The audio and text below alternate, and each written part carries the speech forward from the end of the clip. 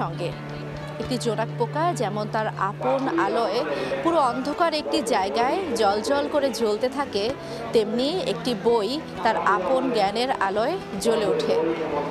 আজকের এই ঐতিহাসিক প্রাঙ্গণ সোহরাওয়ার্দী উদ্যান পুরো ভাষার মাস জুড়ে, আজকে নয় শুধু, পুরো ভাষার মাস জুড়ে যেন লাখো লাখো জোনাক পোকার সমাহার। আর এই সমাহার আরও জমে ওঠে, আরও একটু প্রাণের সঞ্চার হয় যখন ঘুরে ঘুরে ছুটির দিনগুলো আসে। ছুটির দিনগুলোতে কেননা বাবা মায়ের হাত ধরে সেখানে পদচারণায় মুখরিত হয়, ছোট ছোট শিশুদের পদচারণায় মুখরিত হয় এই প্রাঙ্গণ। এখানে ছুটির দিনের সকাল থেকেই শিশু চত্বর খুলে যায় এবং শিশু প্রহরের যেই কার্যক্রম আছে সেটি কিন্তু চলতে থাকে। গতকাল শুক্রবার মেলার প্রথম শিশু প্রহর উদযাপিত হয় এবং সেখানে মোটামুটি শিশুদের জন্য যতগুলো আয়োজন আছে সবগুলো কিন্তু হতে থাকে। আজকেও তেমন ছিল কিন্তু শিশু প্রহরের আয়োজন, কিন্তু আয়োজনটি আজকে হয়নি, কারণ ঢাকা বিশ্ববিদ্যালয়ের পরীক্ষার কারণে আজকে শিশু প্রহরের যে শিশু চত্বরের যে আয়োজন সেটি কিন্তু বন্ধ ছিল। তো শিশু চত্বর নিয়ে বলছিলাম, তার কারণ হচ্ছে আজকের যে আমাদের প্রাণের বইমেলার বিষয় সেটি হচ্ছে শিশু সাহিত্য। শিশু সাহিত্য নিয়ে আমরা আজকে কথা বলবো। পুরো পর্বটাই কিন্তু আমরা সাজিয়েছি শিশু সাহিত্য নিয়ে। শিশু সাহিত্যের কথা বললেই সাহিত্যের যতগুলো ধারা আছে সবগুলো ধারার মধ্যে কিন্তু শিশু সাহিত্য যেমন খুব বেশি আগ্রহের জায়গা এবং রোমাঞ্চকর জায়গা, এবং এটি কিন্তু সাহিত্যের অন্যতম একটা প্রধান শাখা আমরা বলতে পারি। শিশু সাহিত্য আমরা অবশ্যই সেই আলোচনায় যাব। একটু একটা কথা আপনাদের বলে রাখি যে শিশু সাহিত্য যারা লিখেছেন, আমরা যদি হুমায়ুন আজাদের কথা বলি, শুধু বাংলা ভাষার পাঠক নয়, বিশ্বময় বাংলা ভাষাভাষীর যত পাঠক রয়েছেন তাদের জন্য কিন্তু অন্যতম প্রধান একজন লেখক, সাহিত্যিক, যিনি একজন সমালোচকও বটে। তিনি কিন্তু তার জটিল লেখনীর পাশাপাশি তিনি লিখে গেছেন শিশু সাহিত্য নিয়েও লিখেছেন। তার কথা যদি বলি যে ফুলের গন্ধে ঘুম আসে না কিংবা আব্বুকে মনে পড়ছে, এগুলো কিন্তু তার অন্যতম লেখা। এছাড়াও যদি আমরা বলি উপেন্দ্র কিশোরের কথা, সুনীতি কুমারের কথা, এবং ধীরে ধীরে আমরা যদি বলি নজরুলের কথা, কাজী নজরুল ইসলাম লিখেছেন, শিশু সাহিত্য লিখেছেন রবীন্দ্রনাথ ঠাকুর। আমরা দেখেছি কিশোরদের জন্য সাহিত্য রচনা করেছেন, লেখা লিখেছেন জাফর ইকবাল, লিখেছেন হুমায়ুন আহমেদ, লিখে গিয়েছেন এ যুগে যদি বলি আমরা ফারুক নেওয়াজ লিখে গিয়েছেন। শিশু সাহিত্য নিয়ে কিন্তু সবাই লিখেছেন। যদি একটু বলতে চাই যে শিশু সাহিত্য নিয়ে লিখতে হলে এটা লেখে কারা? বড়রা। এটা কি কোনো ট্র্যাজেডি না কি বলেন তো? এটা কিন্তু কোনো ট্র্যাজেডি নয়। শিশুদের নিয়ে লিখতে হলে কিন্তু শিশুর যে মনোজগৎ সেটাকে আরও ভালোভাবে জানতে হয়। সেই জানাটাই আসলে সব থেকে বেশি জরুরি হয়ে ওঠে। তো শিশু সাহিত্য নিয়ে আমরা অবশ্যই অনেক আলোচনা করব। আমাদের সঙ্গে একজন অতিথি রয়েছেন আমার অন্য সহকর্মীর কাছে। আমাদের সঙ্গে যুক্ত হবেন মামুনুর রশিদ পনেল, যার কাছে রয়েছেন শিশু সাহিত্যিক মোস্তফা হোসাইন।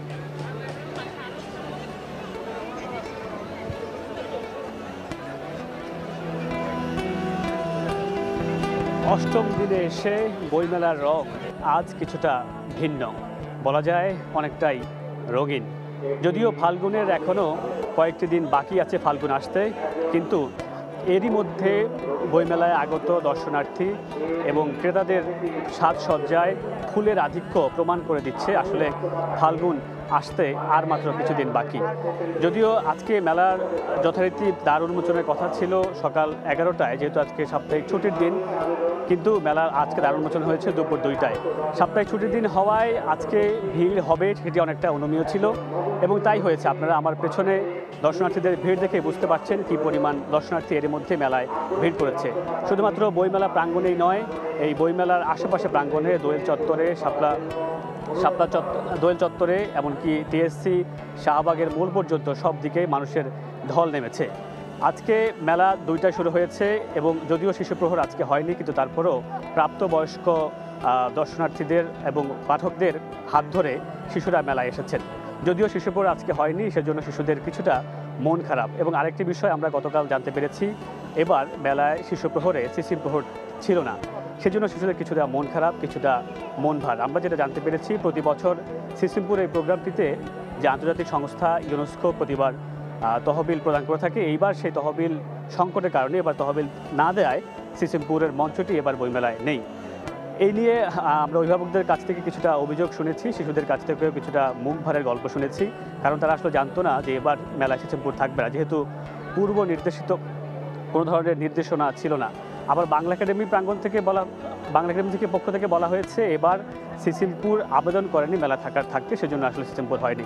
কিন্তু এর পরেও যেহেতু সিসিমপুর পর্বটি না থাকলেও আমরা শিশু প্রহরে হেঁটে দেখেছি শিশুদের জন্য নানা রকমের বই এবং খেলনা এবং নানা ধরনের মনোবিকাশের বিভিন্ন উপাদান নিয়ে সাজিয়ে আছে শিশুদের স্টলগুলো।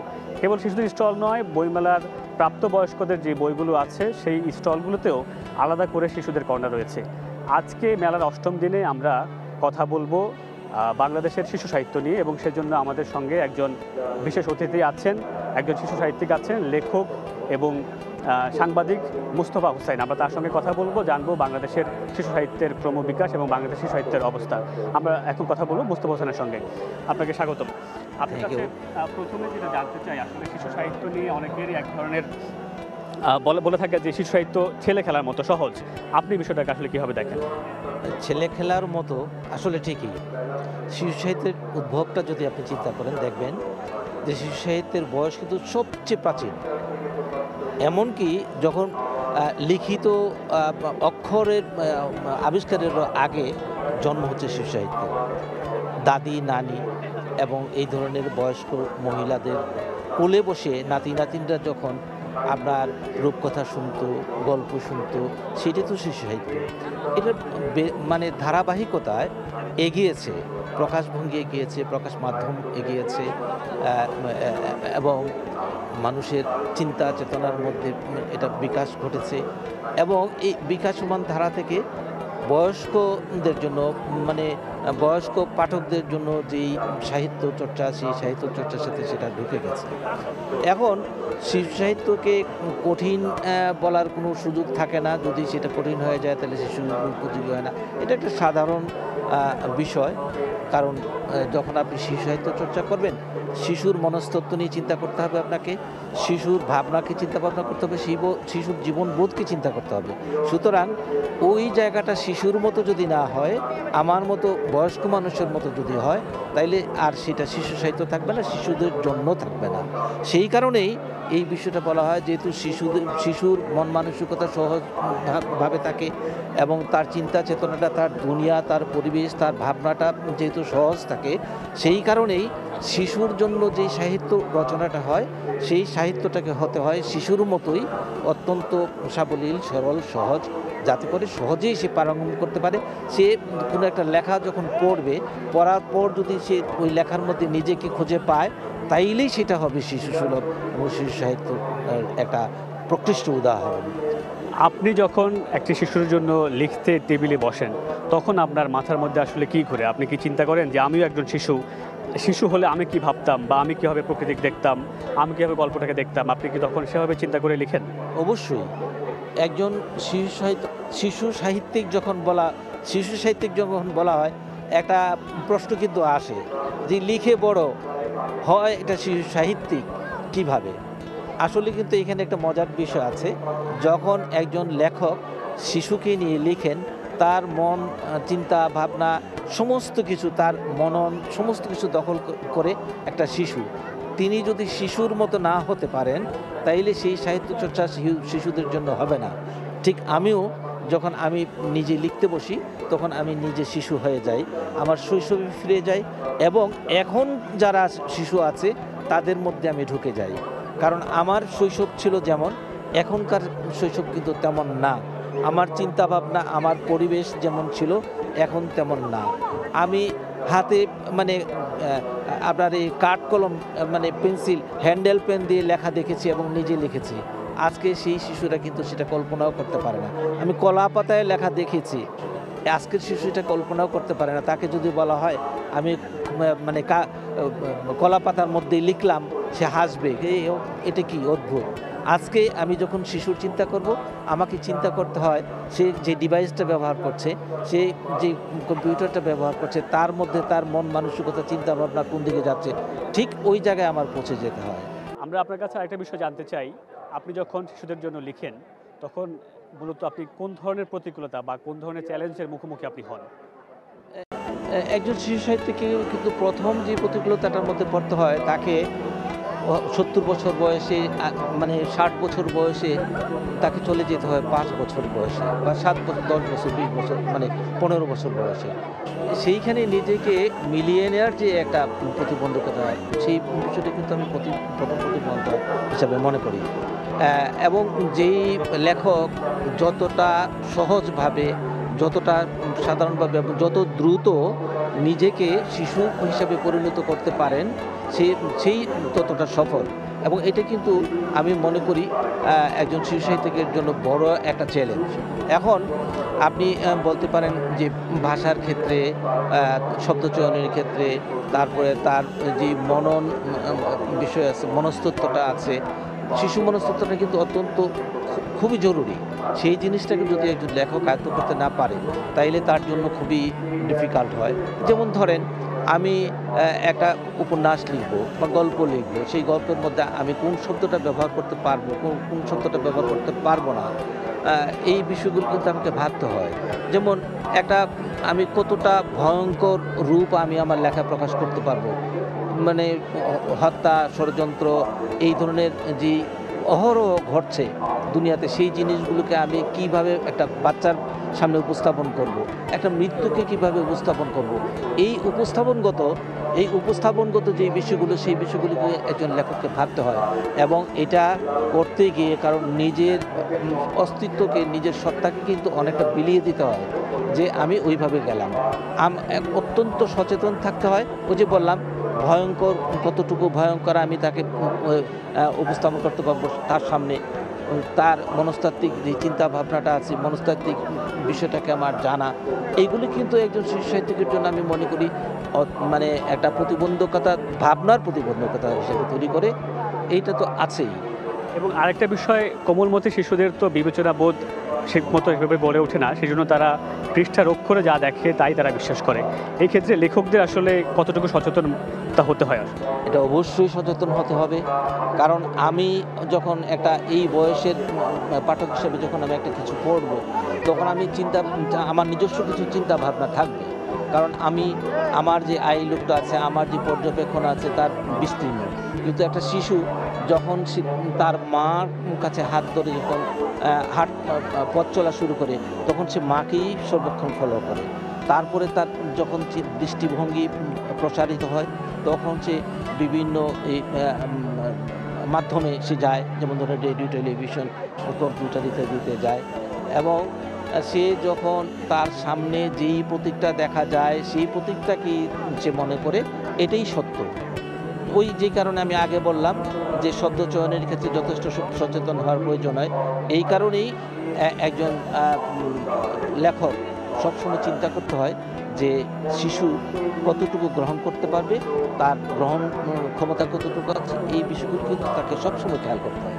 আপনি আমাদেরকে আরেকটি বিষয় কি বলবেন, যে আমরা জানি যে সব শব্দ বোধের পরিমিত বোধ আসলে শিশুদের থাকে না, সেই জন্য তারা অনেক সময় আমরা দেখি ছোটদের বইদের মধ্যে ছবির এক ধরনের আধিক্য থাকে, ছবি দিয়ে তাকে বোঝানো, প্রাণী বোঝানো, খাবার বোঝানো, সেই ছবি আসলে তার মনোযোগতে কতটা প্রভাব ফেলে। এবং আপনার বই আমরা দেখেছি, সব শিশু সাহিত্যের বইতে দেখি আমরা ছবির এক ধরনের আধিক্য বেশি থাকে। আসলে শিশু সাহিত্যের একটা অঙ্গ কিন্তু তার ছবি। কারণ একটা পাঠককে তার অভিষ্ট লক্ষ্য হচ্ছে শিশু পাঠক। শিশুর মধ্যে কিন্তু শব্দ এবং অক্ষরের পাশাপাশি ছবিটা তার মনের মধ্যে গ্রহণযোগ্য হয় খুব তাড়াতাড়ি, এবং সে দ্রুত রিসিভ করতে পারে জিনিসটা। এই কারণেই শিশু সাহিত্যের শুরু থেকেই আপনি সত্যজিৎ চিন্তা করেন, তারপরে আমরা এর আগে যারা ছিল সুকুমার, পাখি সবকরেরব, এই ধরনের ছড়া ইয়াতে কিন্তু যেই ছবিগুলো ছিল, এই ছবিটি কিন্তু প্রথম আকৃষ্ট করে পাঠককে। এখনও এর ব্যত্যয় ঘটেনি, বরং আপনি বলতে পারেন যে শিশু সাহিত্যের ক্ষেত্রে যে কমিকের প্রচলন হয়েছে বিভিন্ন মাধ্যমে। আগে তো শুধু রং তুলিতে ছবি আঁকা হতো, এখন গ্রাফিক্সের কাজ হচ্ছে। এগুলি কিন্তু শিশুর সাথে কমিউনিকেট করতে সহজ করার জন্য এই ব্যবহারগুলো হয়। এবং শিশু কিন্তু আগে ছবিটা দেখে তারপরে ছবির যেই ভাষা সেই ভাষাটা তার লেখায় খোঁজে। এই জিনিসটা খুবই জরুরি। তবে হ্যাঁ, দুর্ভাগ্যের বিষয় হচ্ছে কমিক্সের ক্ষেত্রে কিন্তু আমাদের বিভিন্ন রকমের প্রতিবন্ধকতা দেখা দিয়েছে, যা এখন অধিকাংশ সব না কিছু কিছু ক্ষেত্রে মানে প্রশ্ন উঠেছে এই কমিক্সটা আসলে একটা শিশুর জন্য উপযোগী কিনা, প্রযোজ্য কিনা। যেমন ধরেন সেখানে কিছু বিষয় আসলে থাকে যে নারীর অঙ্গভঙ্গি যেগুলি দেখা, নারীর বিভিন্ন অঙ্গ প্রদর্শন করা, যেগুলি শিশু কিশোরের জন্য মোটেও উপযোগী না। যেমন আপনি শুধু এইটাই না, এই ধরনের উপযোগিতার বিষয় যেগুলি আসে সেই ক্ষেত্রে আপনি দেখবেন যে আমাদের ধারা পরিবর্তন হওয়া প্রয়োজন। আমরা সেই যখন দাদি নানির কুল থেকে মানে রূপকথা শুনে গল্প শুনে আমরা যে অভ্যস্ত হয়েছি, এখন তো সেই জমানা নাই, সেই জমানা নেই, জমানার পরিবর্তন হয়েছে, জমানা অনুযায়ী আমাকে সেইভাবে যেতে হবে। এখন আপনি রূপকথার মধ্যে এমন কিছু উদ্ভট জিনিস আপনি প্রয়োগ করলেন যে এখানে দেখা গেল রাজা মানে হলো বিশাল একটা ব্যাপার, রাজা মানে তার 7 স্ত্রী থাকতে হবে, রাজা মানে রাজকন্যা থাকতে হবে, রাজকন্যার রূপসী থাকতে হবে, সারা বিশ্বের মধ্যে রূপসী নারী, এবং সেই রাজকন্যা যদি কখনো হারানো যায় তাকে বনবাসেও যেতে হয়, এবং বনবাস থেকে তাকে উদ্ধার করতে একজন রাজকুমার। আমাদের সময় একবার শেষ হয়ে আসছে। আমি আপনার কাছে একটা প্রশ্ন ছোট্ট করে জানতে চাই যে আপনি শিশু সাহিত্য রচনা করছেন অনেক দিন ধরে, আমরা সেই উপেন্দ্র কিশোর থেকে হুমায়ুন আজাদ বা সুকুমার রায় অনেকের পড়ছি, বিশ্ব সাহিত্যের সাথে তুলনা করলে বাংলাদেশের শিশু সাহিত্য আসলে কোন পর্যায়ে আছে, ছোট্ট করে দেখতে পারেন। এখানে বিশ্ব সাহিত্য ছাড়া কিন্তু বাংলা শিশু সাহিত্য মানে চিন্তা করা সম্ভব না। আমাদের যে রূপকথাগুলি দেখেন প্রচুর অনুবাদ আছে এবং বিদেশি রূপকথা আমাদের এখানে এসছে, এবং আমাদের কয়েকদিন মানে একটা উদাহরণ আমি দিতে পারি যে বাংলাদেশের পবিত্র সরকার, ডক্টর পবিত্র সরকার পশ্চিমবঙ্গের, উনি কিন্তু সুস্পষ্টভাবে বলেছেন বাংলাদেশের শিশু সাহিত্য বাংলা শিশু সাহিত্যকে প্রতিনিধিত্ব করে। তাদের হাত ধরে বাংলাদেশি সাহিত্য আরও বিকশিত হবে। আপনাকে অসংখ্য ধন্যবাদ আমাদেরকে সময় দেওয়ার জন্য। আশা করছি মেলার অন্য কোনো দিন আপনাকে আমার সাথে আমরা আবার কথা বলবো। ধন্যবাদ আপনাকে। আমরা কথা বলছিলাম শিশু সাহিত্যিক মোস্তফা হোসেনের সঙ্গে। এ পর্যায়ে আমরা আবার ডেকে নিচ্ছি দোলনাকে। দোলনা, আপনি এতক্ষণ মেলায় ছিলেন, দুপুর 2টা থেকে মেলায় ছিলেন। আজকে যদি শিশুপুর হওয়ার কথা ছিল কিন্তু শিশুপুর হয়নি, কিন্তু তারপর আমরা মেলায় শিশু দেখতে পাচ্ছি এবং মেলা যারা আসছে তাদের পোশাকে যেহেতু ছুটির দিন সেই কারণে মেলাটা কিন্তু আজকে খুবই কি বলবো রঙিন একটা মেলা আমরা বলতে পারি। এবং আপনি যেটা দেখেছেন যে মেলায় কিন্তু আজকে সবার সঙ্গে একটা করে শিশু আছে। এই শিশুদের যে সাহিত্যের প্রতি যে ঝোঁকটা সেটা কিন্তু তৈরি হয় বলতে গেলে যে বইমেলার এই শিশু সাহিত্য থেকে বা শিশু চত্বর থেকে, শিশু প্রহর থেকে। আপনি কথা বলছিলেন একজন সাহিত্যিকের সঙ্গে, শিশু সাহিত্যের সঙ্গে যিনি জড়িত আছেন। আপনার কি মনে হয় যে শিশুদের মনস্তত্ত্ব বোঝার জন্য যে বা মনোজগৎ বোঝার জন্য কোন ম্যাজিকটা আসলে শিশু সাহিত্য রচনায় কাজ করে? তিনি আসলে খুব একটি সরল কথা বললেন। তিনি বললেন, আমি যখন শিশুদের জন্য লিখি, আমি যখন লেখার টেবিলে বসি তখন আমি চিন্তা করি যে আমি পুরোপুরি একটা শিশু। আমার বয়স হয়তো 60 অথবা 70, কিন্তু আমি যখন লিখতে বসি তখন আমার বয়স হয়ে যায় সেই 5 বছর, সেই 6 বছর। এবং আরেকটা বিষয় হচ্ছে যে শিশুদের বইতে যে ছবি যে তাদেরকে বোঝানোর বিষয়টা, সেটা একটি বিষয় থাকে। একদমই রঙিন ছবি অনেক রিলেট করতে পারে তারা। কনেল, আপনাকে যদি এই সাহিত্য সম্পর্কে আরেকটু কথা বলি, শিশু সাহিত্য নিয়ে বলতে গেলে আসলে শেষ হবে না, অনেক কথা আছে। যদি সাহিত্যের একাল আর সেকাল একটু পর্যবেক্ষণ করেন বা একটু দেখেন আপনি দেখবেন যে শিশু সাহিত্যে কিন্তু অনেকটাই পরিবর্তন এসেছে। আগে যেমন নীতি কথা বা আদেশমূলক যে গল্পগুলো হতো সেটা কিন্তু পরিবর্তিত হয়ে যুগের সঙ্গে সঙ্গে কিন্তু এসেছে গোয়েন্দা কাহিনী, ভূতের গল্প। হ্যাঁ, সেই গল্পগুলো আসলে ধারাবাহিকভাবে পরিবর্তন হবে, আমরা সেগুলো ভবিষ্যতে অবশ্যই বলবো। দর্শক, এতক্ষণ ছিলাম প্রাণের মেলায়। আশা করছি আগামী দিন আপনাদের একই সময় আপনার সঙ্গে দেখা হবে এই প্রাণের মেলা প্রাঙ্গণ থেকে।